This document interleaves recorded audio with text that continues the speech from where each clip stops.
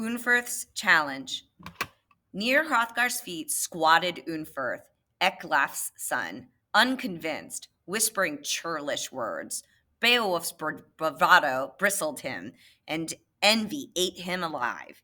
He'd historically been glorious, and the notion that another, more notorious under heaven, might enjoy greater greatness made him gnash. Bro, do you happen to be Beowulf who challenged Brecca in the open ocean, insisting you could swim in the shark seas for no reason but to prove your petty prowess? Boasting that no boat should guard your lives, but that you should risk them recklessly.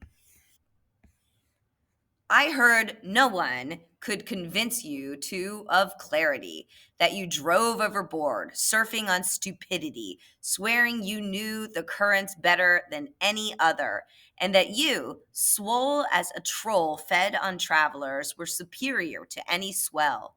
You lolled for 7 nights in wintry waters, and in the end, he outswam your fool self, skipped to shore unscathing though uncertain, and rolled onto sand safely in the land of Heathrow Reems. From there he went to his home country where the Brandings adored him, a calm and pleasant place, and returned to his hall, his host.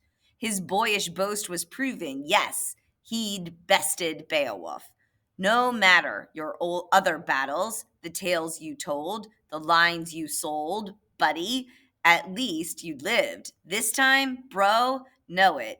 No one's ever lasted a night clasped in Grendel's arms. Beowulf, Ecgtheow's son, wasn't fazed. Well, actually, buddy, sit down. You're drunk. Unferth, you've run your mouth about Brecca, me, and our sea swagger, but let me drop some truth into your tangent. I've been better on the water, deeper in the drink, and stronger in the swim than any man alive. Brecca and I were boys together. Our desires were only dares, one upon the other, brother to brother. Maybe you know this story. But hold up, I forgot got no brothers left. We declared ourselves adventurers, and so we swam, swords in hand for safety, unsheathed, father forged.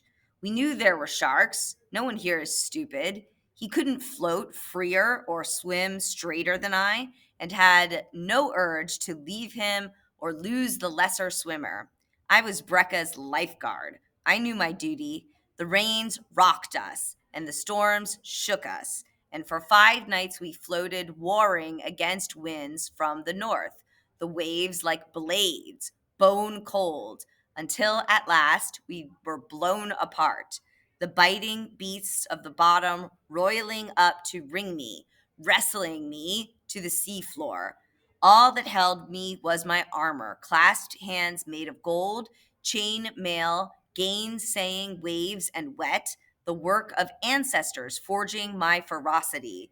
It kept me bold enough to fight when a monster dragged me down and gripped me, ripping at my skin.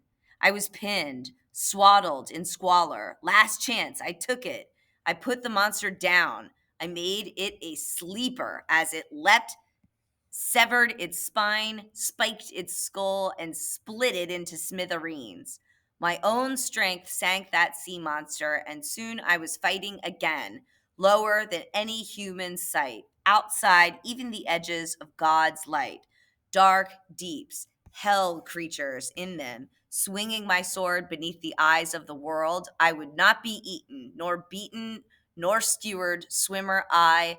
No, drowned dinner for a circle of cold companions, gobbling my guts, glutted on my gold. At dawn, I surfaced in a slurry of scales, floating flotsam where formerly there had been fangs. I'd sacrificed myself to save every subsequent seafarer from deep despair, and the monsters of the dark were gone. The east was gilded with God, and the sea was smooth. I could see the shore, the strong cliffs rising, built of their own bruises, if a man's brave enough.